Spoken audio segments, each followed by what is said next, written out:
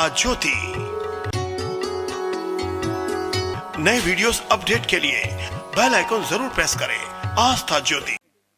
कोई लाख का प्रलोभन दे, चाहे 10 लाख का प्रलोभन दे, आप अपने धर्म को न छोड़ें तो निश्चित रूप से सनातन धर्म का डंका पूरे विश्व में बजेगा और बज भी रहा है। बोलो सत्य सनातन धर्म की जय। कंस ने कहा ठीक है, ऐसा ही कर दो, जो मिले ब्राह्मण निपटा दो उसको। गाय कहीं दिखाई दे तो उसको काट डालो, यज्ञ कहीं होता दिखाई दे तो उसकी यज्ञ अग्नि बुझा दो। ऐसा उसने उत्पात मचाया कि चारों ओर त्राही त्राही हो गई।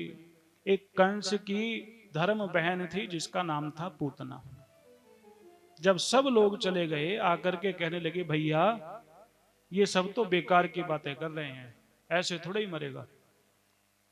मैं आपको उपाय बताती हूं, आपका शत्रु कैसे मरेगा। कंस ने कहा बताओ बहन। कहने लगे देखो, आज 6 दिन हो गए हैं उस घटना को, तो हमें ऐसा लगता है कि वह बालक आज 6 दिन का होगा, और देखो मेरा तो आहार ही छोटा बालक है। नवजात शिशुओं को मैं बड़े चाव से खाती हूं। भैया ज्यादा दूर भी वो गया नहीं होगा, क्योंकि उस दिन वर्षा बहुत थी। होगा तो आपके राज्य में ही। तो आपके राज्य में 15 दिन तक के जितने भी बालक हैं उनको खाने की आप मुझे आज्ञा दे दो, हमारा पेट भर जाएगा और आपका काम हो जाएगा। कंस ने कहा फिर ऐसा ही करो। वह जो पूतना थी वो मायावी थी, रूप बदलना जानती थी। उसने रूप बदला। अब राक्षसी को कौन अपने घर में घुसने देगा। उस मायावी ने रूप बदला, लक्ष्मी जैसा सुंदर श्रृंगार किया। ऐसा अद्भुत श्रृंगार किया मानो साक्षात लक्ष्मी जी ही हो। और श्रृंगार करके आकाशचारी होकर के उसने विचार किया कहां से आरंभ करूं। और आकाश में पहले तो वह बकी बन करके, बकी कहते हैं बगली को, बगुला तो सुना होगा, बगले की पत्नी बकली, बगली। तो बगुली बन करके आकाश में घूमने लगी। भगवान ने विचार किया अरे हम तो जीवों की रक्षा करने आए हैं, और हमारे नाम पर कोई जीव हत्या कर दे तो हम कैसे सह सकते हैं। भगवान ने प्रेरणा दी और वह बगुली, वह बकी सीधे गोकुल में आ गई और नंद भवन के आंगन के बीच में जो बड़ा वृक्ष था उस वृक्ष के ऊपर बैठ गई। उसने देखा अंदर से खूब उत्सव की ध्वनि आ रही है, ढोल मंजीरे बज रहे हैं, बधाई हो ऐसी ध्वनि आ रही है।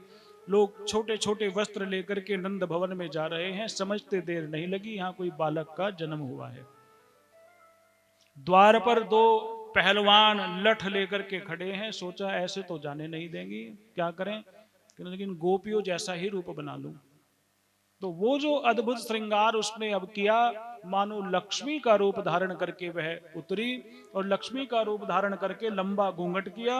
अब वहां तो आना जाना लगी रहा था महिलाओं का, तो उन पहलवानों ने उसको रोका नहीं और वह बिना रोक टोक के भीतर पहुंच गई।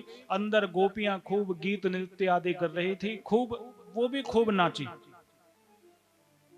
और नाच करके सब उसकी ओर देख रहे हैं, ये कहां से आ गई भाई, ये तो इस गांव की लग नहीं रही है। और नाच कूद करके जब सब लोग बैठ गए, सब लोग प्रसाद पा करके चले गए, तो वो वहीं बैठी रही। यशोदा ने कहा बहन पहचाना नहीं, कहां से आई हो। उस पूतना ने कहा कि बहन मैं इस गांव की नहीं हूं, मैं तो दूर गांव से आई हूं।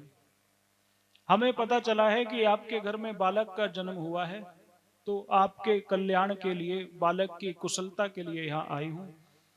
हमने बचपन में संतों की बहुत सेवा की है और हम ब्राह्मणी हैं। एक संत ने हमें आशीर्वाद दिया कि जिस बालक को तुम अपने हृदय से लगा लोगी, उस बालक के सारे रोग, सारे कष्ट दूर हो जाएंगे। तो हम तो आपके बालक को आशीर्वाद देने आए हैं। तो ब्राह्मण शब्द सुनते ही अपने आप ही मन में विश्वास हो जाता है कि यह अच्छा ही करेगा। ब्राह्मण शब्द है ही ऐसा, कोई कहे मैं पंडित जी हूं तो आप ये सोचेंगे भाई पंडित जी है, गलत आदमी तो हो ही नहीं सकता। जब ये ब्राह्मण है, ब्राह्मणी है, तो इसका मतलब ये सही होगा। तो यशोदा ने कहा अच्छा ब्राह्मणी है, ठीक है मैं अपने बालक को लेकर के आती हूँ। नहीं नहीं मैं ही चली जाऊंगी, तुम अपना काम करो। और वो जाकर के देखी तो पलने में बालक लेटे हुए हैं, दो बालक हैं अलग अलग पलने में, एक बलराम जी हैं और एक भगवान श्री कृष्ण हैं। तो बलराम जी की अवस्था ज्यादा है, श्री कृष्ण की अवस्था 6 दिन की है। उस बालक को देखते ही पूतना समझ गई ये ही अभी ताजा ताजा पैदा हुआ है, कोमल अंग हैं, इसको मारने में बड़ा आनंद आएगा। और भगवान भी दोनों हाथ से ऐसे हाथ को करके, ये छोटा बालक होता है, बुला रहे हैं, कहने लगे पहले मुझसे मिलो, मेरे बड़े भाई से पास जाने से पहले मुझसे बात करो। और उस पूतना ने उस बालक को उठाया, उठा करके अपनी छाती से लगाया और छाती से लगा करके घर के कोने में बैठ गई और उस बालक को लाड़ लड़ाने लगी। और उसने देखा कि अब कोई आसपास है नहीं, अपना आंचल हटाया और अपने स्तन पर वह भयंकर विष लगा करके आई थी, कालकूट नाम का विष उसने अपने स्तन पर लगाया था। और वह स्तन वह उस बालक के मुख में डालने लगी। उस बालक ने उस विष को देखा तो आंखें बंद कर ली। संत कहने लगे भगवान के प्रत्येक चेष्टा में कुछ ना कुछ रहस्य होता है, भगवान ने आंखें बंद क्यों की? संतों ने अलग अलग भाव बताए, कुछ भावों पर चर्चा करते हैं। एक संत कहने लगे भगवान नेत्र बंद करके यह सोच रहे हैं कि मेरे सामने जो आ जाता है वह निश्चित रूप से कोई पुण्यशाली व्यक्ति होता है, पुण्यशाली व्यक्ति ही मेरे सामने आकर के खड़ा हो सकता है, जिसके जीवन में कोई पुण्य ना हो वह मेरे सामने खड़ा भी नहीं हो सकता। तो इसके जीवन का क्या पुण्य है? देखो तो इसने कौन सा पुण्य किया कि आज मुझे अपनी गोद में खिला रही है। तो भगवान ने नेत्र बंद करके देखा, अरे ये तो पहले जन्म में बलि की बहन थी। बलि की बहन, हाँ। जिस समय भगवान वामन बनकर के आए और सुंदर बालक रूप देख करके इसके मन में भाव आया कि यदि यह बालक मेरा होता तो मैं तो इसको अपना वात्सल्य देती, इसको अपना दूध पिलाती, खूब लाड़ लड़ाती, इसको कितना सुंदर बालक है। माताओं के मन में भाव आता है ना, सुंदर बालक को देख करके चलो थोड़ी देर इसके अपनी गोद में ले लिया जाए, लाड़ किया जाए। भगवान के विग्रह के सामने कोई वस्तु मांगे तो भगवान देते, सकुचाते नहीं है। और भगवान के सामने कुछ मांगे तो भगवान कहाँ मना करने वाले हैं। भगवान ने कहा देवी बात तो ठीक है लेकिन अभी लीला दूसरी है, फिर कभी मौका लगेगा तो तुम्हारी गोद में आकर के खेलेंगे।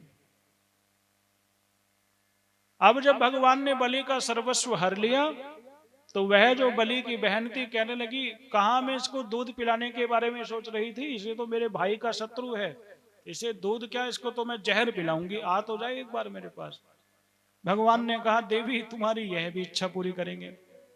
बलि भी तो असुर थे, तो असुर की बहन थी, तो वही राक्षसी पूतना बनकर के पैदा हुई और भगवान ने इस जन्म की उनकी इच्छा पूरी की।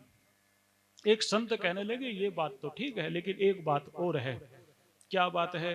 कहने लगे कि भगवान विचार कर रहे हैं कि जब हम ब्रह्मा जी हमारे पास गए थे और जाकर के हमें कहा कि पृथ्वी पर अवतार लीजिए, दुष्टों को मारिए, तो हमने गोकुल चुना था। गोकुल यह सोच करके चुना था कि यहाँ गौएं बहुत हैं और गौओं से हमें बड़ा प्रेम है, गोकुल में जन्म लेंगे, दूध दही मक्खन खूब खाएंगे, खूब आनंद आएगा। हमें क्या पता था यहाँ जहर भी पीना पड़ेगा, और जहर पीना हमारा काम नहीं है, जहर पीना तो एक ही देवता का काम है। तो मानो भगवान नेत्र बंद करके भगवान विश्वनाथ का आवाहन कर रहे हैं कि हे विश्वनाथ जहर आप पी लीजिए और दूध हम पी लेंगे, क्योंकि आपका तो अनुभव पुराना है, पहले भी आपने जहर पिया था और हमें अमृत दिया था। संत कहने लगे हाँ ये बात तो ठीक है लेकिन एक बात और है। भगवान आंखें बंद करके सोच रहे हैं कि मेरे पास आ तो गया, अब ये मुझे गोद में भी लेगी और मुझे दूध भी पिलाएगी, तो काम तो ये माँ का करेगी, माँ का काम ही तो है तो बच्चों को पालना, दूध पिलाना। लेकिन ये बनकर के आई है लक्ष्मी और काम कर रही है माँ का, तो अब इसके रूप पर जाऊं या इसके भाव पर जाऊं? भगवान ने विचार किया कि इसके रूप के अनुसार इसको फल दूं या इसके भाव के अनुसार इसको फल दूं। भगवान का प्रण है, भाव का भूखा हूं मैं, भाव ही बस सार है, भाव से भजता मुझे जो भाव से बेड़ा। भगवान ने कहा रूप में देखता किसका हूं, मैं तो भाव देखता हूं। भगवान ने कहा भले ही ये लक्ष्मी बनकर के आई हो, लेकिन काम ये माँ का करेगी, तो जहां मेरी माँ रहेगी वहीं ये रहेगी। तो कितने दयालु हैं भगवान। भगवान ने कहा वहीं रहेगी।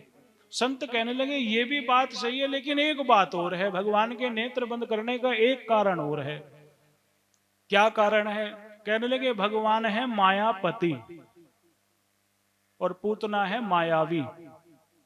तो मायापति पर माया का कोई असर होने वाला नहीं है। समझ रहे हैं बात? तो भगवान ने कहा यदि इसकी मेरी आंखों से आंखें मिल गई तो ये अपनी माया भूल जाएगी और अपने असली रूप में आ जाएगी। और अपने असली रूप में यदि आ गई तो मेरे गोकुल के निवासी जो नाच गा उत्सव मना रहे हैं घबरा जाएंगे और डर करके भाग जाएंगे। तो क्या करूं? कहने लगे इसको इसका काम करने दो, अपने थोड़ी देर आंखें बंद कर लेंगे, हमारा क्या जाता है। और भगवान ने अपनी आंखें बंद कर ली, उस पूतना से आंखें नहीं मिलाई। पूतना ने देखा ये तो बड़ा डरपोक बालक है, ये तो मुझे देख करके पहले ही आंखें बंद कर रहा है, इसको तो मारने में बड़ा मजा आएगा। और पूतना ने आऊं देखा ना ताऊं और अपना वह स्तन उन भगवान के मुख में डाल दिया। भगवान ने विश्वनाथ का आह्वान किया, भगवान विश्वनाथ भगवान के मुख में आकर के बैठ गए। पहले विश्वनाथ ने सारा विष पी लिया। पूतना सोच रही है अब मरे, अब मरे, अब मरे। और भगवान कह रहे हैं अब तारें, अब तारें, अब तारें। सारा विष पी लिया। विष के बाद बचा दूध, भगवान ने सारा दूध पी लिया। पूतना सोच रही है मरता क्यों नहीं है, और बार बार पेट पर हाथ मार मार के देखे पेट भरा या नहीं भरा इसका। भगवान का तो पूरा गटागट, जैसे बछड़े को 2 मिनट के लिए गाय के पास छोड़ दो तो पूरा थन खाली कर देता है, ऐसे ही भगवान ने जो गटागट दूध पीना शुरू किया, कुछ सेकंड में सारा दूध पी लिया। अब भगवान दूध के बाद रक्त पीने लगे। अब जब रक्त पीने लगे तो पूतना को छटपटाहट हुई, अरे ये तो रक्त ही पीने लगा। अब जब भगवान रक्त पीने लगे, सारा रक्त भगवान ने पी लिया। अब जिसका रक्त समाप्त हो जाता है उसको विरक्त कहते हैं। पूतना हो गई विरक्त, और जो विरक्त हो जाता है वो माया को छोड़ करके भागता है। पूतना कहने लगी छोड़ दे मुझे, छोड़ दे मुझे। भगवान ने कहा या तो हम किसी को पकड़ते नहीं, और यदि एक बार पकड़ लेते हैं फिर किसी को छोड़ते नहीं। भगवान ने नन्हे नन्हे हाथों से पूतना के स्तन को पूरा कस के पकड़ लिया, जैसे बच्चा अपने माँ को पकड़ लेता है। पूतना छुटावे और भगवान ना छोड़े। अब पूतना का जब रक्त पी लिया तो अब भगवान सोच रहे हैं अब क्या पीऊं, अब तो कुछ बचा नहीं, दूध भी पी लिया, रक्त भी पी लिया, करने लगे इसके प्राण बचे, अब इसके प्राण भी पी ही लेता हूं। जैसे ही प्राणों पर आई पूतना उठ करके भागी, भगवान तो उसकी छाती से चिपक गए और पूतना बाहर भागी। बाहर जैसे किसी को गर्मी में कोई बढ़िया सी ड्रेस पहन ले और वो ड्रेस शरीर को काटने लगे, कपड़ा है ना, कोई अच्छा कपड़ा पहन ले और पता ना हो उस कपड़े का क्या असर है, वो पार्टी में से आवे और कैसे वो कपड़े उतार उतार के फेंकता है। ऐसे पूतना बाहर आई और उसने माया को उतार करके फेंका और राक्षसी बन करके विशाल रूप हो गई। कहने लगी दुष्ट छोड़ मुझे, छोड़ मुझे। इतना ही कह पाई, भगवान ने जो बटन दबाया और पूतना का राम नाम सत हो गया और पूतना धम से भूमि पर गिरी। जब पूतना भूमि पर गिरी तो गड्ढा हो गया उस स्थान पर, और गड्ढे में पूतना गिरी, प्राण पखेरु हो गए। आकाश में विमान तैयार था। पूतना की उस आत्मा को पार्षदों ने बड़े सम्मान के साथ विमान पर बिठाया। कहने लगे तेरे जैसे हमने कोई नहीं देखी। और पूतना को कहा चल अब जहां तुम हमारी माता जी जाएंगे ना तुम भी वहां चलो। तो इस अध्याय का नाम पूतना वध नहीं था, इस अध्याय का नाम लिखा पूतना उद्धार। भगवान ने पूतना का उद्धार कर दिया। बोलो भक्त वत्सल भगवान की। अब पूतना धाम को चली गई अब चिल्लाते हुई जब वो भूमि पर गिरी तो सब ग्वाले घबरा गए, ये भूकंप एकदम कहां से आ गया।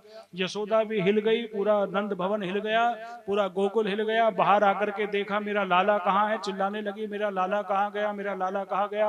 अब जो पहरेदार थे वो घबराए, इधर उधर झांकने लगे, देखा एक गड्ढे से धुआं निकल रहा है। वहां क्या हुआ, जाकर के देखा बहुत विशाल काले रंग का शरीर पड़ा है, मानो काला पहाड़ हो, और उसकी छाती पर काले काले श्यावले सावले भगवान श्री कृष्ण लेटे हुए हैं। और जैसे पालने में भगवान लेट करके हंस खेल रहे थे, ऐसे ही वहां हंस खेल रहे हैं। ग्वालों ने सीढ़ी लगाई, लिखा हुआ है भागवत में, और सीढ़ी लगा करके पूतना के शरीर पर चढ़े, उस बालक को उठा करके भगवती यशोदा के हाथ में दिया। और उधर यशोदा की जो जेठानियां हैं, जो सास के समान जो माताएं हैं, उलाहना दे रही हैं, अरे पगली तुझे इतना नहीं पता बालक को किसको देना चाहिए किसको नहीं देना चाहिए, तुझे समझ नहीं है क्या। वो बार बार रोने लगी, मुझे नहीं पता था, ब्राह्मणी बनकर के आई है। कहने लगी तेरे से बच्चा संभलता नहीं तो हम पालेंगे। और 10-20 गोपियों ने निश्चय कहा कि जब तक ये बालक बड़ा नहीं होता हम ही यहाँ रहेंगे, इसकी सेवा करेंगे। बालक को लिया, और इतने में नंद बाबा जो वहां गए हुए थे कंस के यहाँ, साय काल में वो आ गए। और फिर उन पूतना की देह को कुल्हाड़ों से काटा गया, कुल्हाड़ियों से काट करके उसके टुकड़े टुकड़े किए गए, और उन टुकड़ों को अनेक गड्ढों में डाल करके जलाया गया। और भागवत कहती है कि जब देह को जलाया गया, सामान्य देह जब जलती है तो उससे दुर्गंध आती है, और पूतना की देह से तो ऐसी सुगंध आ रही थी जैसे अगर तगर जलाया जा रहा हो। ये जो शरीर है, इस शरीर से सब घृणा करते हैं, इस शरीर से सब दूर रहते हैं, लेकिन जब यह शरीर भगवान का हो जाता है तो इस शरीर की सब वंदना करते हैं। हम गली गली घूमते हैं, रहते तो ब्रह्मपुरी में ही हैं, तो कौन हमारे गले में माला डालता है, आओ महाराज माला पहना दें। लेकिन जब यह शरीर भगवान की कथा करने बैठता है तो लोग तिलक भी करते हैं और गले में माला भी डालते हैं, और श्रद्धालु लोग चरण भी छूते हैं। क्यों? इसमें हमारा महत्व नहीं है। जो भगवान की भक्ति में लग गया, जो भगवान की कथा में लग गया, फिर उसका जीवन सुगंधमय हो ही जाता है, उसके जीवन में सुगंध आ ही जाती है। कोई अपने पति को स्वामी नहीं कहता, लेकिन घर में कोई महात्मा जी आ जाएं तो उनको स्वामी जी प्रणाम, स्वामी जी नमस्कार कह करके प्रणाम करते हैं। घर के स्वामी को कोई स्वामी नहीं कहता। और जिसने सब कुछ त्याग दिया, घर परिवार बीबी बच्चे, उसको स्वामी कहते हैं। क्यों? क्योंकि अब वो स्वामी का हो गया है, और जो भगवान का हो जाता है वो भगवान जैसा ही बन जाता है। यह कथा हमें यह शिक्षा देती है। नंद बाबा आए, नंद बाबा ने यशोदा को डांटा। अच्छा, गोपियों ने कहा बड़ी विपत्ति आई है बालक पर, ब्राह्मणों को बुलाओ, पूजा पाठ कराओ, और इस बालक के ग्रह नक्षत्र दिखाओ, ग्रह नक्षत्र दिखा करके कोई दोष हो तो वो दोष दूर कराओ। एक ग्वालन कहने लगी ब्राह्मणों को तो बुला लो, अच्छी बात है, लेकिन घर में एक देवता बैठा है, उससे भी कुछ पूछ लो, वो भी संकट दूर कर सकता है। दूसरी ग्वालन ने कहा कौन? कहने लगे गौ माता। चलो गौ माता के पास चलते हैं और गौ माता को प्रणाम करते हैं, गौ सेवा करते हैं। और इस प्रकार गौ के पास गए, और गौ के पास जाकर के फिर भगवान की नजर उतारने लगे। नजर भी किससे उतारने लगे? भगवान की नजर गौ की पूंछ से उतारने लगे। किससे? पूंछ लेकर के भगवान की ओर घुमाने लगे, और भगवान के नामों से ही भगवान की रक्षा के लिए स्तोत्र पाठ करने लगे। इंद्रियाणि हृषिकेश है प्राणान नारायणोवतु, श्वेत दीप पतिश्चित्तम मनो योगेश्वरोवतु। भगवान के नामों से ही भगवान की रक्षा का पाठ करने लगे। एक गोपी कहने लगी कि अजन्मा भगवान तेरे पैरों की रक्षा करे, मणिमान घुटनों की, यज्ञ पुरुष जांघों की, अच्युत कमर की, है ग्रीव पेट की, केशव हृदय की, ईश वक्षस्थल की, सूर्य कंठ की, विष्णु बाहों की, उरुक्रम मुख की, और ईश्वर शिव की रक्षा करे। भगवान मन ही मन हंसने लगे, लो हमारे नाम से ही हमारी नजर उतार रहे हैं, नाम भी हमारा और नजर भी हमारे ही उतार रहे हैं। खैर भगवान तो भक्त के वश में होते हैं, भक्त जैसा करता है भगवान देखते रहते हैं। और इस प्रकार पूतना का उद्धार किया भगवान ने। पूतना कौन है, केवल 2 मिनट इस पर चिंतन करें। पूतना, पूतना के विषय में कहा गया है कि पूतना ऐसी है जिसका नाम भी पवित्र नहीं है। पूतना जिसका नाम भी पवित्र न हो। नाम देखिए क्या है, पूतना। पूत कहते हैं पवित्र को, ना कहते हैं नहीं। नाम में भी जिसकी पवित्रता नहीं है। और काम क्या करती है, लोक बालगनी, संसार के छोटे छोटे बालकों को मारती है। नाम अच्छा नहीं है, काम भी अच्छा नहीं है। और जाति क्या है, राक्षसी, उसकी जाति भी अच्छी नहीं है। भोजन कैसा है, रुधिरासना, मांस और मदिरा, मांस और रक्त पीती है।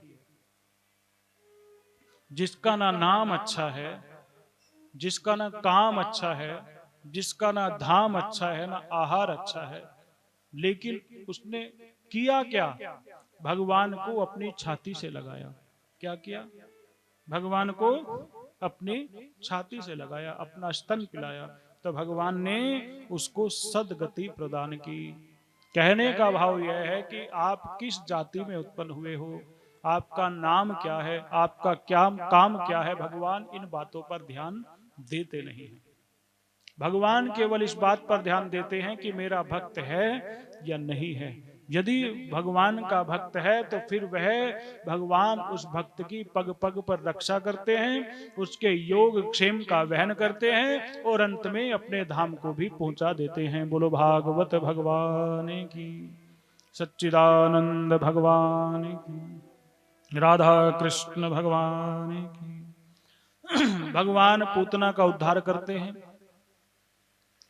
अब भगवान आगे बढ़ रहे हैं, उनका जीवन धीरे धीरे आगे बढ़ रहा है।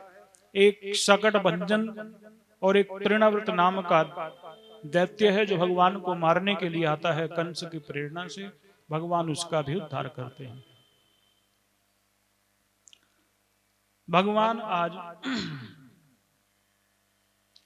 तीसरे नक्षत्र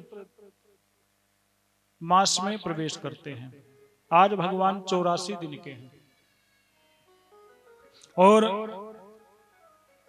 भगवान जब 84 दिन के हुए, अपने पलने में लेटे हुए थे। छोटा बालक अपने आप से न करवट ले सकता है, अपने आप से न बैठ सकता है। माता ही उसको थोड़ी थोड़ी देर में करवट दिलाती है, माता ही उसको अपनी गोद में बिठाती है। आज भगवान ने अचानक अपने आप ही करवट ले ली। सीधे लेटे थे और करवट लेकर के लेट गए।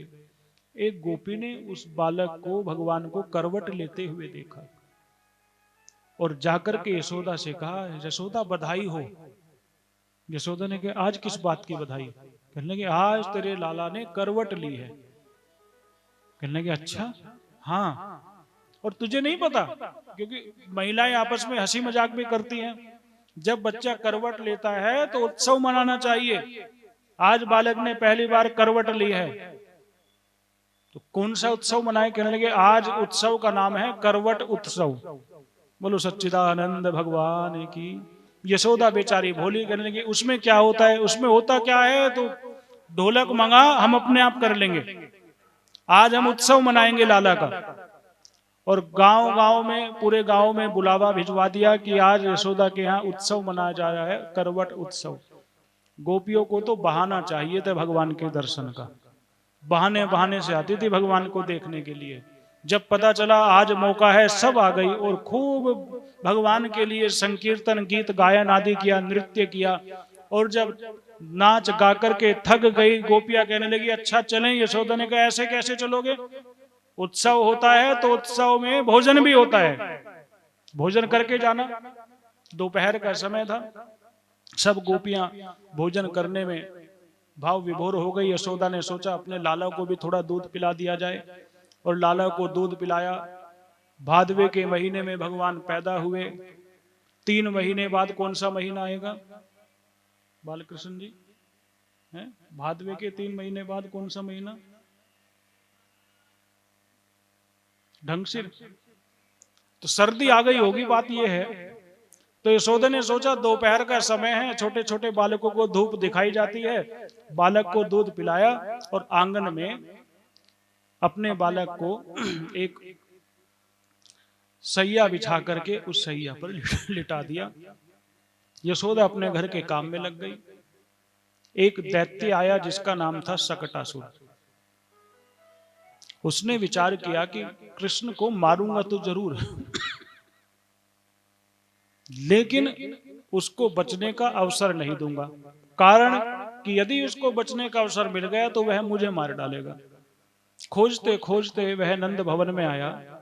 भगवान श्री कृष्ण गुनगुनी धूप में लेटे हुए हैं, कुछ बालक पास में खेले हुए हैं। पास में एक छकड़ा था, छकड़ा कहते हैं बैलगाड़ी को, वो गाड़ी थी। उस गाड़ी पर आकर के वह शकटासुर बैठ गया। बैठ करके सोचने लगा कैसे मारूं। तो उसने माया से उस छकड़े को भगवान के पास ले जाकर के इस प्रकार खड़ा कर दिया कि पिछला हिस्सा भगवान के ऊपर आ गया। भगवान ने देखा आ गए हो, अच्छा फिर कुछ खा करके जाना। भगवान ने ऐसा मन में कहा और शकटासुर ने सोचा कि इस छकड़े के ऊपर पूरे वेग के साथ जब मैं छलांग लगाऊंगा, इस छकड़े के ऊपर कूदूंगा तो ऊपर वाला हिस्सा नीचे जाएगा और नीचे ये बालक अपने आप ही मर जाएगा, मुझे ज्यादा प्रयास करना नहीं पड़ेगा। तो शकटासुर ने यही युक्ति लड़ाई और पूरे वेग से शकट को अपने भार से नीचे की ओर दबाया।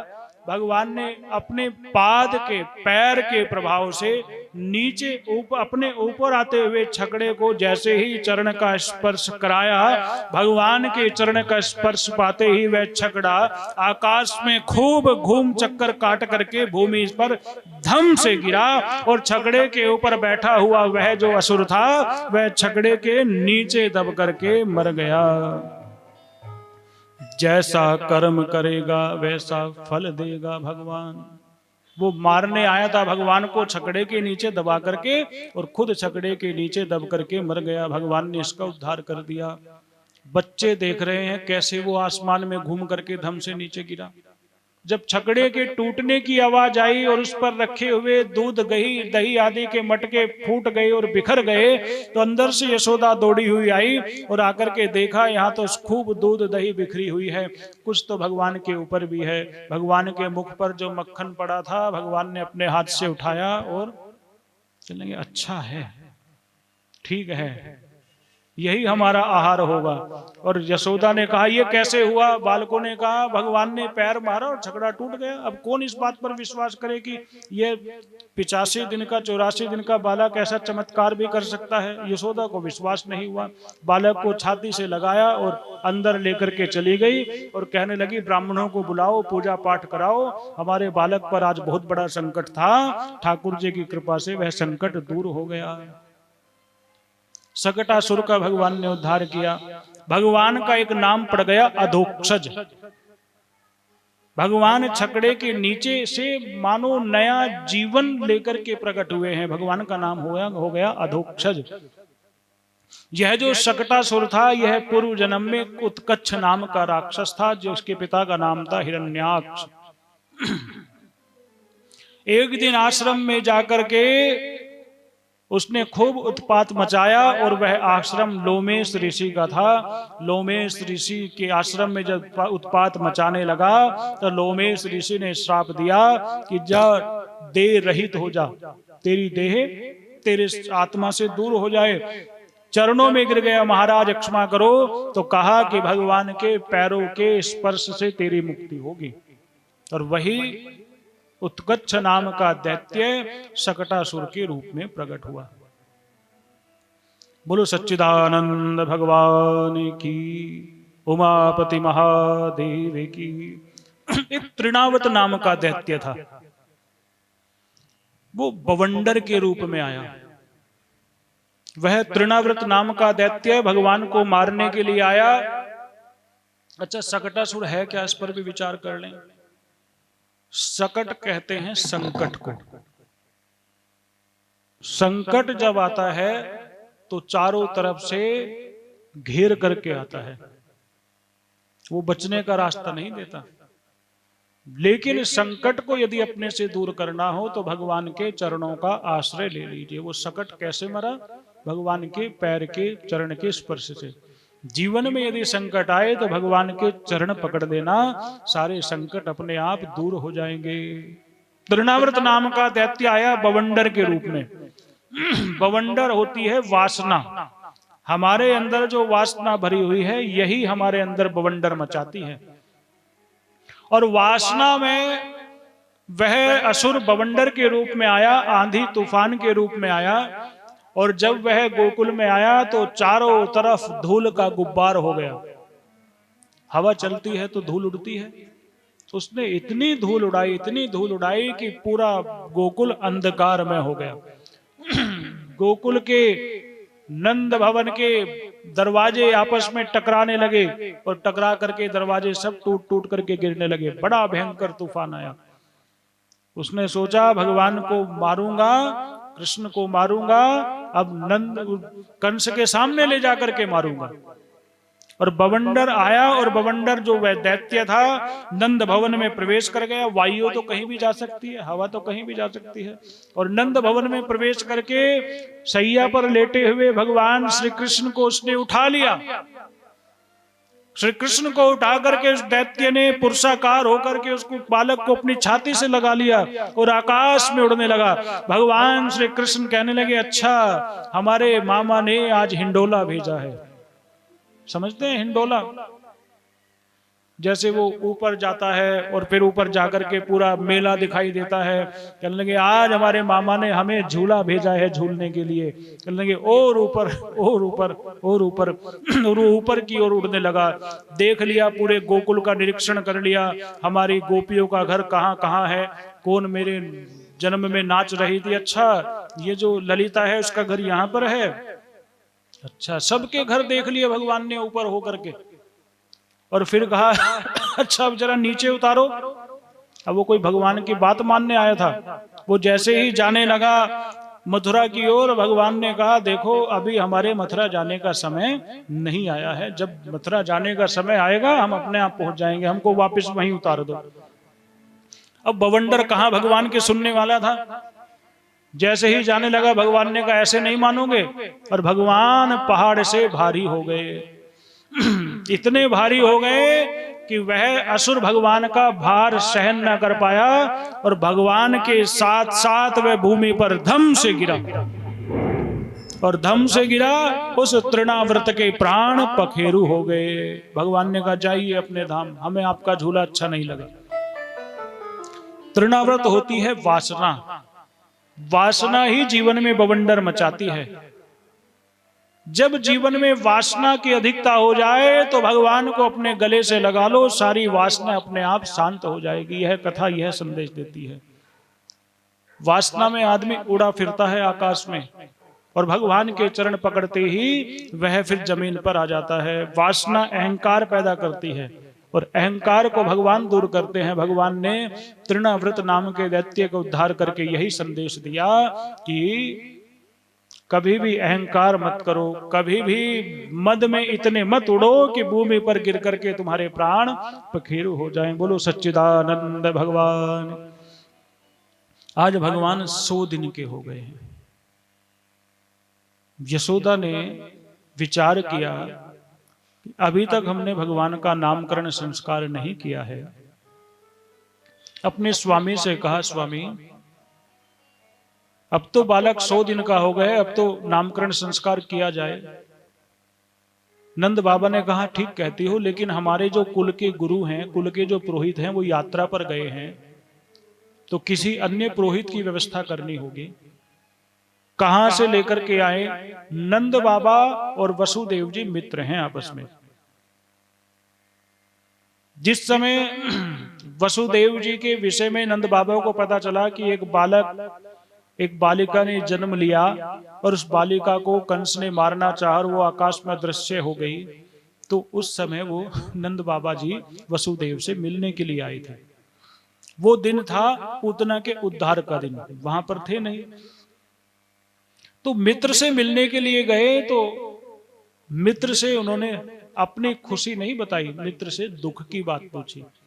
भाई आपके साथ बड़ा बुरा हुआ। और मित्र जब आए तो वसुदेव ने अपना दुखड़ा रोना नहीं शुरू किया, वसुदेव ने मित्र की खुशी की बात पूछी। अच्छा हमने सुना है आपके यहाँ बेटा हुआ है, चलो ये दुख तो कट ही जाएगा, ये तो खुशी की बात है आपके यहाँ बेटा हुआ है, उस बालक की आप रक्षा करना, ऐसा उन्होंने कहा। ये संदेश देता है कि किसी के दुख में जाओ तो अपने खुशियों की बातें मत करने लग जाओ। किसी के यहाँ दुख में जाओ तो ऐसा नहीं कि मैं ये हूं मैं वो हूं, नहीं, जिसके यहाँ जाओ फिर उसके दुख की बात सुनो। और दुखी व्यक्ति के लिए कहा गया कि सबके सामने अपना दुखड़ा मत रो, कुछ दूसरे की भी सुनो, वो क्यों आया है, क्या कहने आया है। तो नंद बाबा ने विचार किया कि हमारे जो मित्र हैं वसुदेव जी, उनके कुल गुरु को बुला करके नामकरण संस्कार करा लिया जाए। भगवान को जैसा करना होता है भगवान वैसी ही मति कर देते हैं। भगवान के कुल गुरु हैं, भगवान के पुरोहित हैं गर्गाचार्य जी। तो गर्गाचार्य जी को नंद बाबा ने कहा, गुरुदेव आप हमारे बालक का नामकरण संस्कार कर दीजिए। गर्गाचार्य जी ने कहा हम आपके पुरोहित नहीं हैं, आप अपने पुरोहित से कराइए। नंद बाबा ने कहा हम अपने पुरोहित से सहमति से आपसे कह रहे हैं, क्योंकि हमारे पुरोहित यात्रा पर गए हैं, तो आप ही हमारा यह काम संपादित कर दीजिए। गर्गाचार्य जी ने कहा देखो हम कंस के पुरोहित हैं, हम वसुदेव के पुरोहित हैं, यदि हमने तुम्हारे बालक का नामकरण संस्कार कर दिया तो कंस को ऐसा लगेगा कि यह बालक तुम्हारा नहीं वसुदेव का है और तुम्हारे बालक पर संकट आ जाएगा। तो यदि नामकरण संस्कार कराना चाहते हो तो एकांत में मत कराना, किसी को मत बताना, आप और हम और आपके बालक होने चाहिए, बिल्कुल एकांत में संस्कार करेंगे, किसी को कानो खान पता भी न चले। नंद बाबा ने कहा ठीक है ऐसा ही कर दीजिए। तो गौशाला में वो आयोजन रखा गया। महिलाएं बड़ी चतुर होती हैं, वो सहसा सब पर विश्वास नहीं करती। वसुदेव के पुरोहित को देख करके यशोदा के मन में शंका उत्पन्न हुई, ये कुछ जानते भी हैं नहीं जानते, ज्योतिष वगैरह जानते हैं नहीं जानते।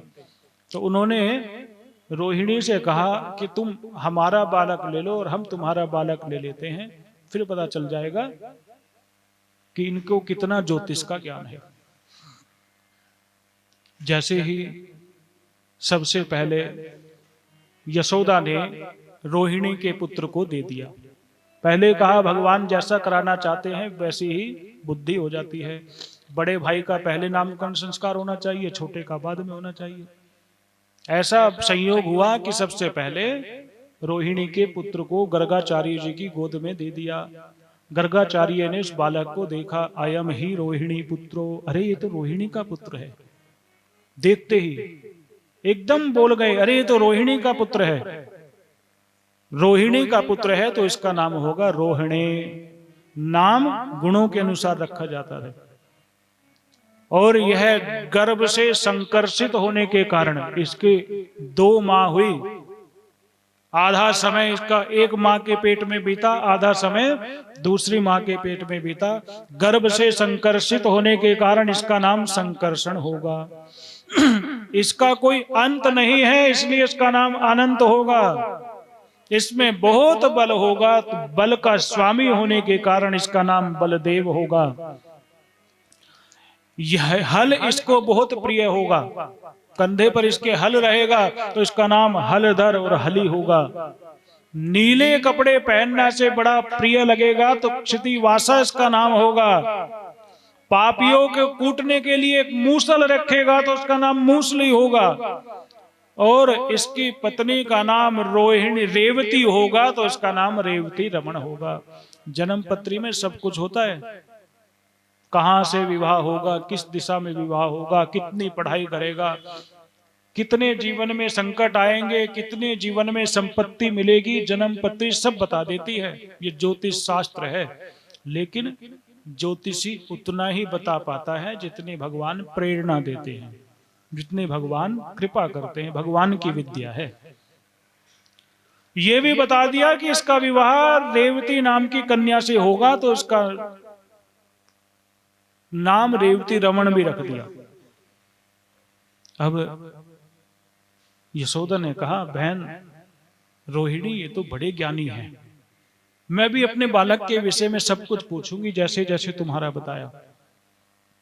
और जैसे ही यशोदा जी ने अपने बालक को गर्गाचार्य जी की गोद में दिया और गर्गाचार्य जी ने उसके शरीर के लक्षणों को देखने के लिए उस बालक के मुखमंडल पर अपनी दृष्टि डाली, गर्गाचार्य जी देखते रह गए, देखते रह गए, देखते रह गए। मिनट घंटे बीतते चले गए और गर्गाचार्य जी की समाधि लग गई। और श्री गर्गाचार्य जी समाधि में भगवान की स्तुति करने लगे। हे प्रभु, कितना बड़ा सौभाग्य है, आज मुझे जगत पिता का नामकरण संस्कार करने का सौभाग्य मिला। मैं अपने जीवन को धन्य कर रहा हूं, जगत के पिता मेरी गोद में विराजमान हैं। नमस्कार भगवान तुम्हें, भक्तों का बारंबार हो, श्रद्धा रूपी भेंट हमारी मंगलमय स्वीकार हो। नमस्कार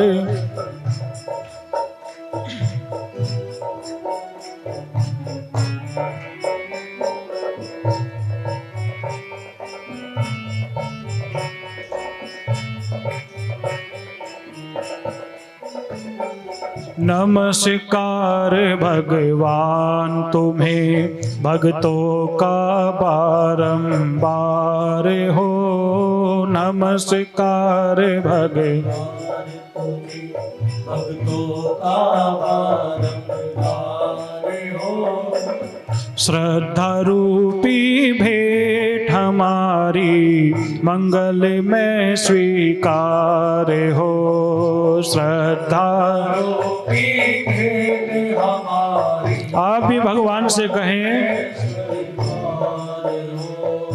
नमस्कार भगवान तुम्हें।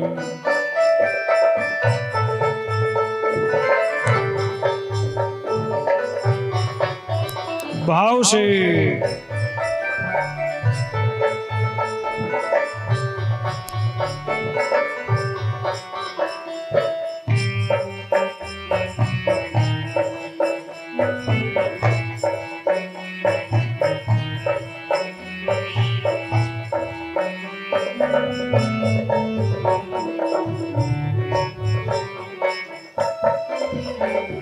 सबके सच्चे पिता तुम ही हो, तुम ही जगत की माता हो। सबके सच्चे पिता तुम ही हो, तुम ही जगत की माता हो। भाई बंधु रक्षक सखा तुम, सहायक और दाता हो।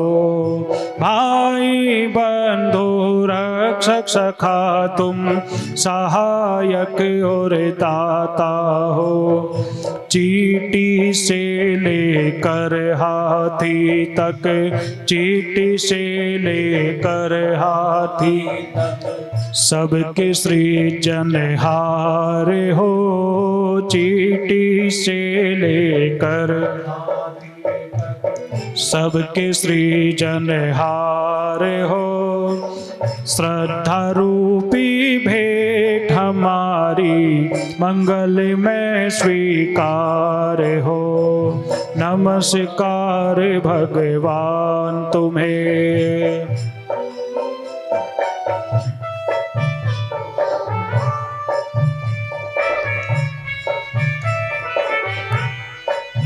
श्री राधे।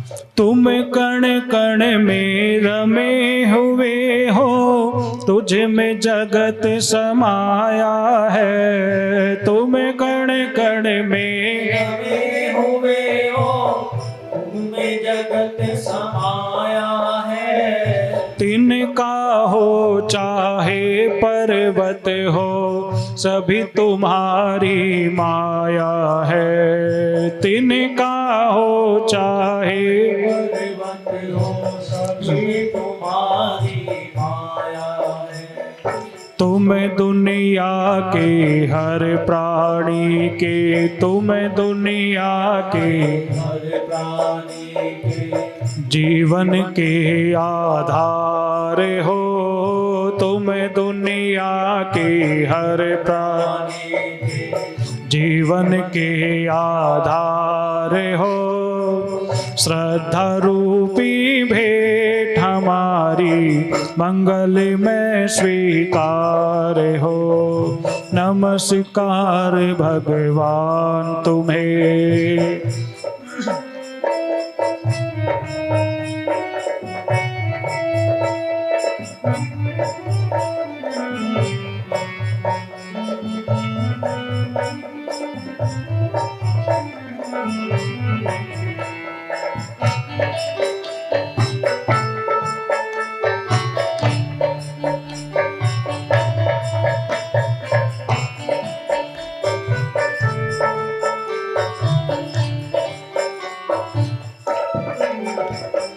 ऋषि मुनि योगी जन सब ही तुमसे ही वर पाते हैं। ऋषि मुनि योगी जन सब ही तुमसे ही वर पाते हैं। क्या राजा क्या रंक तुम्हारे दर पे शीश झुकाते हैं। क्या राजा क्या रंक तुम्हारे दर पे शीश झुकाते हैं।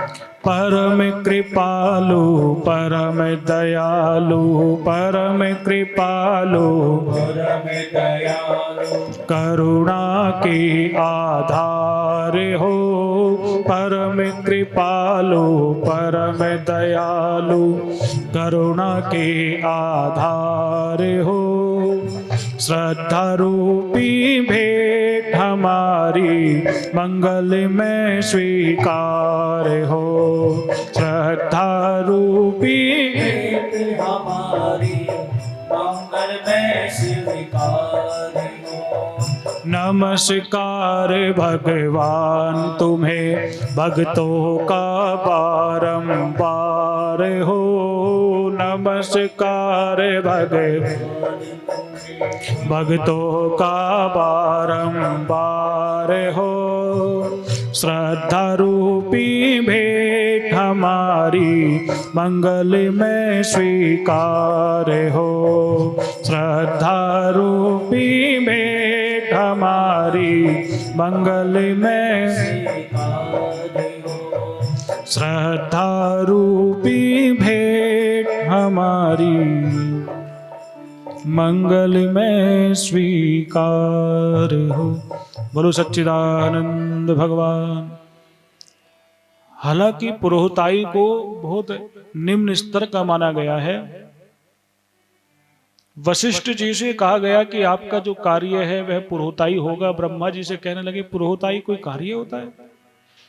मंदिर में पुजारी होना और पुरोहिताई करना उत्तम जीविका तो है नहीं। 3 जीविका है ब्राह्मण की। पहली विद्या पढ़ना और विद्या पढ़ाना, ये पहली जीविका है, सर्वश्रेष्ठ है। दूसरी जीविका है यज्ञ करना और यज्ञ कराना, ये भी श्रेष्ठ है। लेकिन तीसरी जीविका है दान लेना। तो दान लेना कोई अच्छी जीविका तो मानी नहीं जाती। पुरोहिताई में तो दान होता है।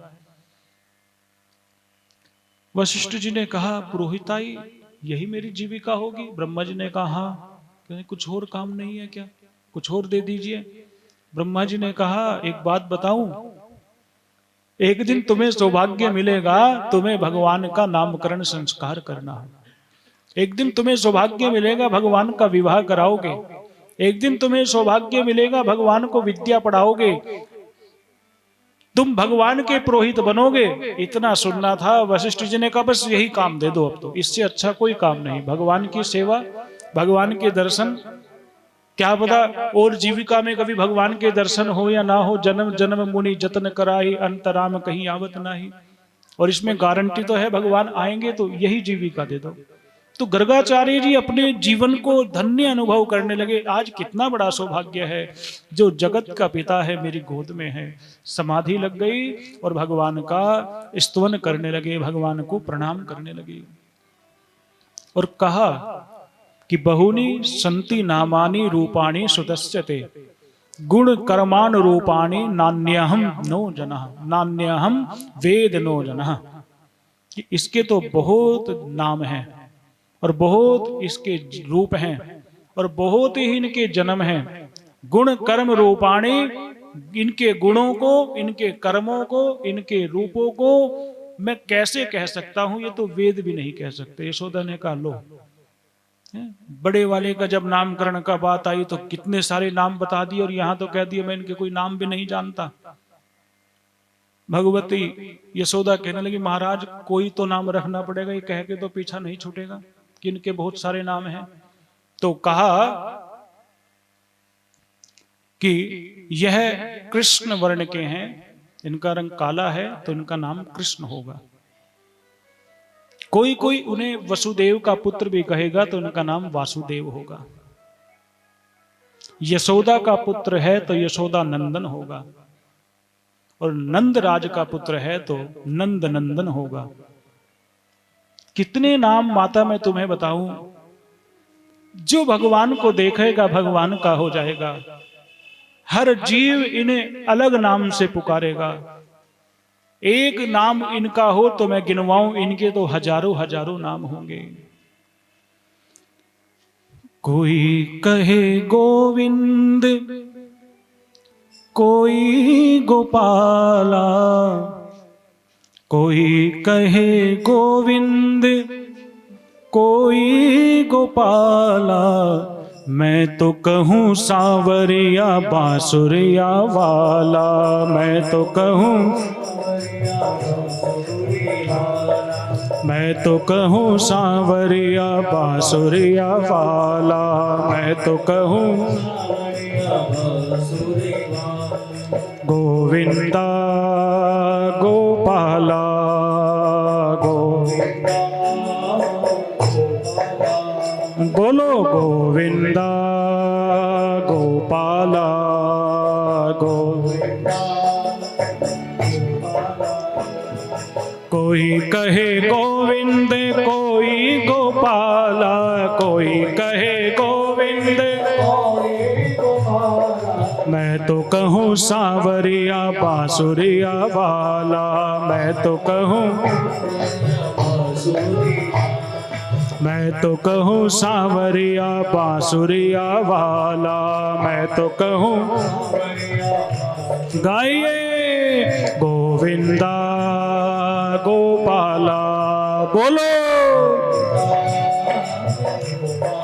बोलो बोलो गोविंदा गोपाला गोविंदा। वृंदावन बिहारी लाल की।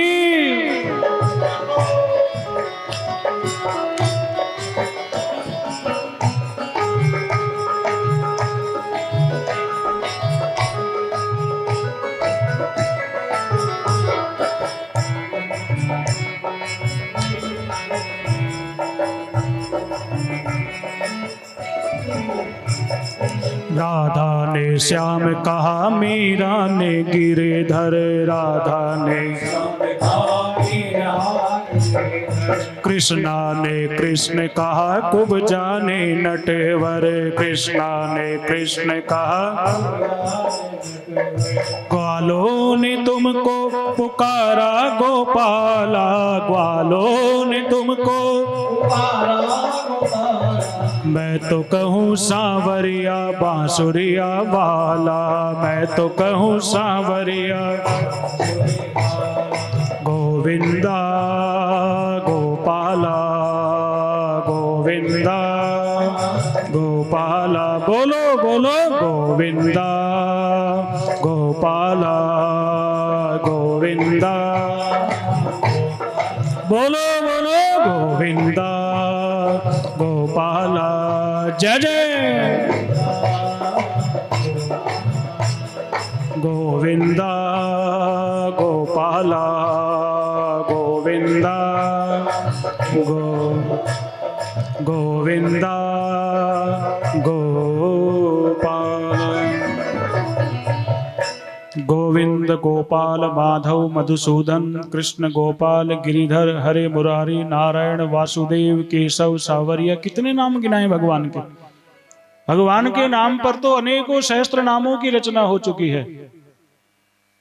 तो अब यशोदा जी को संतोष हुआ, हाँ कुछ तो नाम बताए।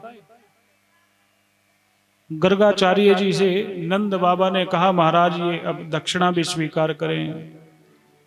गर्गाचार्य ने कहा दक्षिणा देना चाहते हो तो मुझे अपने बालक के चरण स्पर्श करने का सौभाग्य प्रदान करो, आज्ञा प्रदान करो। और गर्गाचार्य जी ने उन गोपाल जी के चरणों को अपने माथे से लगाया और भगवान से कहा हे प्रभु आपका पुरोहित हूं, दक्षिणा मुझे चाहिए। ऐसी दक्षिणा दो प्रभु कि किसी के आगे हाथ फैलाने की आवश्यकता ही न पड़े, जीवन पर्यंत आपके नामों का कीर्तन करता रहूं और अंत में आपके धाम को प्रवेश कर जाऊं। इतना सुंदर वरदान मांगा। मन ही मन अनेकों बार भगवान को प्रणाम किया और गर्गाचार्य जी प्रस्थान कर गए। भगवान अब चौथे महीने में प्रवेश कर रहे हैं। भगवान का अन्नप्राशन संस्कार हुआ। माघ शुक्ल पक्ष की चतुर्दशी गुरुवार का दिन, रेवती नक्षत्र, मीन लग्न। भगवान अब 5 मास 21 दिन के हैं। भगवान ने अब अन्न ग्रहण किया। भगवान सदाशिव इन लीलाओं को देख रहे हैं कैलाश से। भगवान को मिलने के मन में चाह उत्पन्न हुई। भगवान शिव ने कहा देवी पार्वती हम अपने स्वामी के दर्शन करने आते हैं। और भगवान शिव स्वामी का रूप बना करके, दंडी स्वामी एक महात्मा का रूप बना करके बालक के दर्शन करने के लिए आए। भगवान शिव द्वार पर आते हैं। गोपिकाएं, सेविकाएं और वो जो द्वारपाल हैं बड़े चौकन्ने हैं।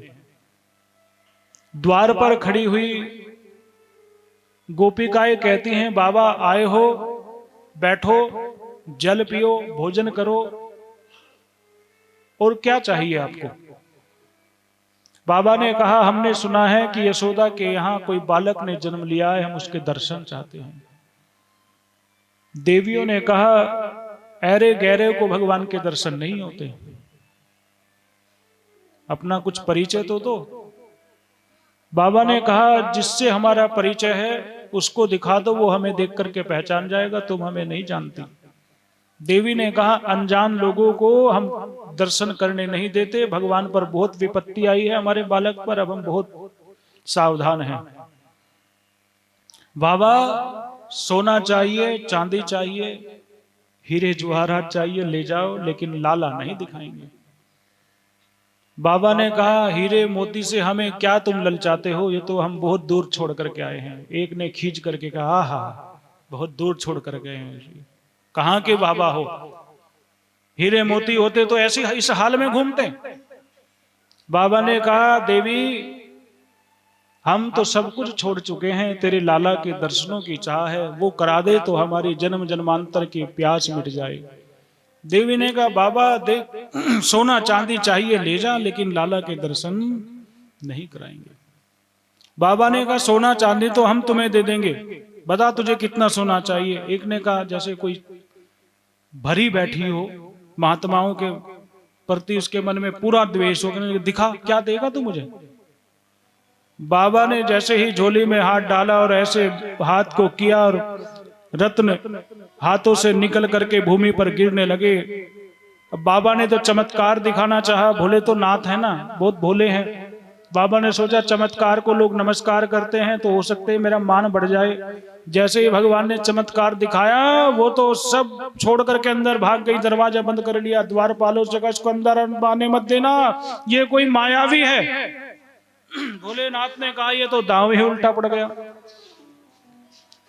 भोलेनाथ ने कहा देखो देवी कहीं भी छुप जाओ, जब तक लाला के दर्शन नहीं करेंगे तब तक हम जाएंगे नहीं, तेरे दरवाजे पर ही अब हम अलख जगाएंगे। और भोलेनाथ वहां बैठ गए। एक देवी ने कहा एक दरवाजा है क्या हमारा? इस नगर इस महल के 4 दरवाजे हैं। बाबा ने कहा हम चारों ओर बैठ जाएंगे। बाबा वहां हट करके बैठ गए और देवियों ने दरवाजा भीतर से कुंडी लगा दी, बंद कर लिया। भोलेनाथ ने विचार किया जो हमें जानता है वो तो चुप करके बैठा है, क्यों न उसी को बुलाया जाए। और भोलेनाथ ने कृष्ण कन्हैया से कहा कि हे प्रभु आप हमें दर्शन दीजिए। जिस दिन प्रभु जी तेरा दर्शन होगा उस दिन सफल मेरा जीवन होगा। जिस दिन प्रभु जी तेरा दर्शन होगा उस दिन सफल मेरा जीवन होगा। जिस दिन प्रभु जी तेरा दर्शन होगा उस दिन सफल मेरा जीवन होगा। तेरा दर्शन होगा उस दिन सफल मेरा जीवन होगा।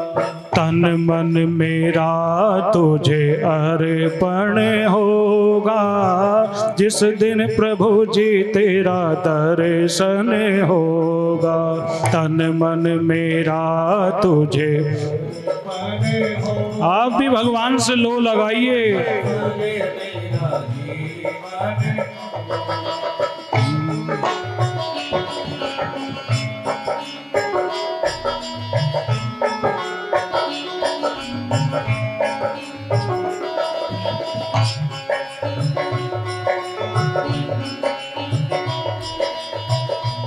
नमः शिवाय।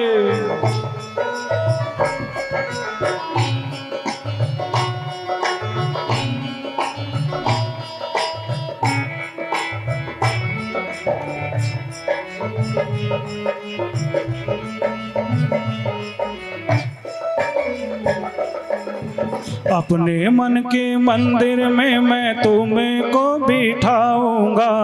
अपने मन के मंदिर में मैं तुमको बिठाऊंगा। भाव भरे उपहार तेरे मैं चरणों में चढ़ाऊंगा। भाव भरे उपहार तेरे चरणों में चढ़ाऊंगा। असुवन की धारा से अर्चन होगा उस दिन सफल मेरा जीवन होगा। असुवन की धारा से अर्चन होगा उस दिन सफल मेरा जीवन होगा। उस दिन सफल मेरा जीवन होगा। जिस दिन प्रभु तेरा दर्शन होगा। इस दिन प्रभु जी तेरा दर्शन होगा।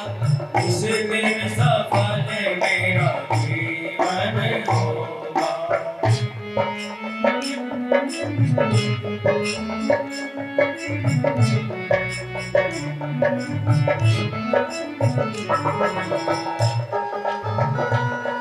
श्री राधे।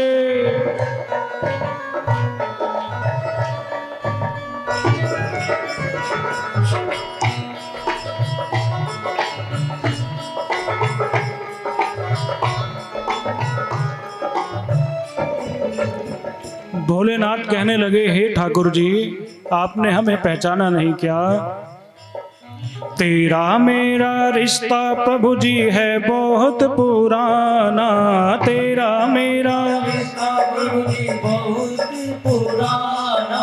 तेरा मेरा रिश्ता प्रभु जी है बहुत पुराना। तेरा मेरा रिश्ता प्रभु प्रभु जी है बहुत पुराना। मुझको प्रभु जी मेरे कभी ना भुलाना, मुझको प्रभु जी कभी ना, मुझको प्रभु जी मेरे कभी ना भुलाना, मुझको प्रभु जी मेरे ध्यान तेरा जब निस दिन होगा, उस दिन सफल मेरा जीवन होगा। ध्यान तेरा जब निस दिन होगा, उस दिन सफल मेरा जीवन होगा। जिस दिन प्रभु जी तेरा दर्शन होगा, उस दिन सफल मेरा जीवन होगा। जय हो।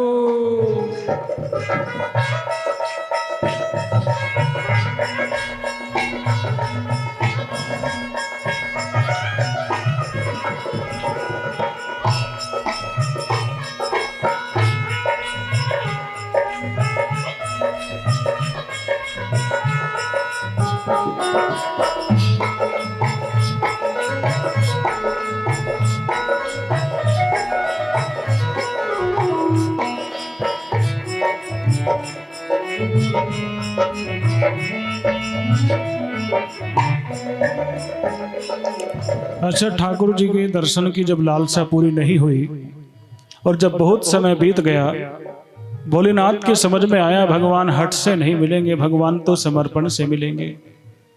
ये भोलेनाथ सब जानते हैं, लेकिन जगत को शिक्षा देने के लिए मानो ऐसी लीला कर रहे हैं।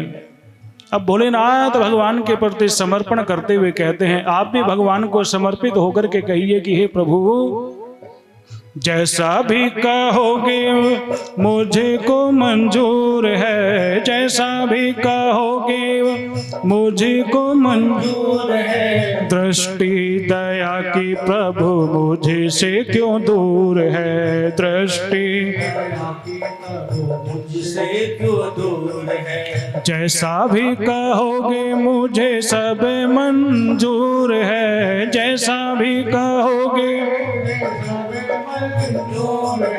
दृष्टि दया की प्रभु मुझसे क्यों दूर है, दृष्टि दया की तेरी कृपा से मन अर्पण होगा, उस दिन सफल मेरा जीवन।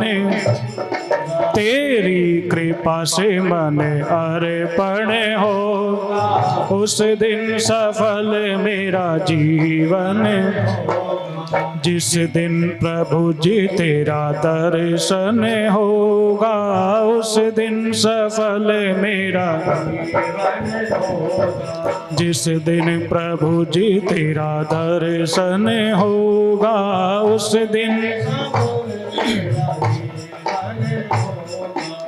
दिन सफल मेरा जीवन हो, उस दिन सफल मेरा जीवन होगा, उस दिन सफल मेरा। भगवान सदाशिव भगवान श्री कृष्ण का स्मरण करते हैं। पलने में भीतर कक्ष के भीतर कक्ष, कक्ष के भीतर कक्ष, और उस कक्ष में भगवान लेटे हुए हैं। भगवान भोलेनाथ की पुकार सुनते हैं, भगवान भोलेनाथ से मिलने के लिए विहल हो उठते हैं, रोने लगते हैं, मुझे मेरे भोलेनाथ से मिला दो। भगवान का रोना सुन करके यशोदा आती है, बालक को चेष्टा करके चुप करना चाहती है। जितने भी उपाय किए सब उपाय बेकार हो गए, बालक रो ही रहा है, रो ही रहा है। यशोदा को चिंता हुई, मेरे बालक को क्या हो गया। यशोदा ने कहा किसी वैद्य को बुलाओ। गोपी बाहर की ओर दौड़ी, द्वार पर दौड़ती हुई उस बाबा की ओर देख करके कहने लगी, तू गया नहीं अब तक, तेरे कारण हमारे लाला को न जाने क्या हो गया, रो ही रहा है। उस बाबा ने कहा, अरे कहाँ जा रही है? वैद्य के पास जा रही हैं। कहने लगे, हमने भी ये कोर्स किया है, थोड़ी थोड़ी डॉक्टरी तो, कुछ 2-4 दवा तो हम भी अपनी झोली में रखते हैं, बाद में चले जाना, ला हमें दिखा दे, क्या पता हम ही ठीक कर दें। गोपी ने कहा सच? कहने लगे हाँ, हम तो बहुत पुराने वैद हैं, हमारा तो बड़ा नाम था। अच्छा, तू लेकर के तो आ। दौड़ी दौड़ी भीतर गई। वो जो बाबा है वो थोड़ी जड़ी बूटी भी जानता है, हो सकता है वो कुछ इलाज कर दे। यशोदा ने कहा चल फिर, और लाला को कपड़े में खूब अच्छे से छुपा करके लेकर के आई। कहने लगे चलो लाओ लाओ बाबा। कहने लगे नहीं, हम जड़ी बूटी नहीं देते, हम तो झाड़ फूक करते हैं। लाला का मुख दिखा, 2-4 मंत्र सुनाएंगे, ठीक हो जाएगा। यशोदा ने मुखमंडल दिखाया। मुखमंडल को देखते ही लाला हंसने लगा, मुस्कुराने लगा, खिलखिलाने लगा, भुजाएं फैला करके भोलेनाथ की ओर बढ़ने लगा। भोलेनाथ ने बालक के चरणों को पकड़ लिया, अपने माथे से लगाया, और बालक के माथे से, चरणों को माथे से लगा करके कहने लगे मैया खड़ी रहना, जो मुझे करना है मुझे करने देना, तेरा बालक सदैव सदैव सुखी रहेगा। माथे से चरणों को लगाया। फिर भगवान ने, भोलेनाथ ने उनकी 7 परिक्रमा की। परिक्रमा करके दंडवत प्रणाम किया, और भोलेनाथ ने उस बालक का हाथ पकड़ा और अपने माथे से लगाया और कहा नमः पार्वती पतये। और वह बाबा वहां से दूर चले गए, और बालक मुस्कुरा रहा था, हंस रहा था, खेल रहा था, और कुछ दूर जाकर के वह बाबा अदृश्य हो गए। पूरे नगर में चर्चा हो गई। कोई सिद्ध महात्मा आए थे, बालक की परिक्रमा करके गए, बालक को नमस्कार करके गए। यशोदा तेरा बालक कोई साधारण बालक नहीं है, इसके तो दर्शनों के लिए योगी आते हैं, तपस्वी आते हैं। बोलो शंकर भगवान। राम अवतार में भी भोलेनाथ दर्शन करने गए थे, और कृष्ण अवतार में भी भोलेनाथ दर्शन करने आए हैं। लोग कहते थे कि हमारे यहाँ शैव और वैष्णव की लड़ाई होती थी। जिन्होंने धर्म ग्रंथ नहीं पढ़ा वो ऐसी बातें करते हैं। शिव के समान कोई वैष्णव नहीं है, और विष्णु के समान कोई शैव नहीं है। इनका एक रूप नाम है हरिहर। भगवान का एक रूप है हरिहर। आधे शरीर से भगवान हरि हैं, आधे शरीर से भगवान हर हैं। तो भगवान का यह एकता का स्वरूप है। बोलो शंकर भगवान की, हरिहर भगवान की। आषाढ़ का महीना है, दोपहर का समय है। भगवान आंगन में ही खेल रहे हैं। खेलते खेलते भगवान की दृष्टि आंगन के बाहर गई। भूमि माता भगवान को एकटक निहार रही है। हाथ जोड़कर के भूमि भगवान से कहती है स्वामी आप इतने दिन हो गए आए हुए, आपने एक बार भी हमारा हालचाल नहीं पूछा।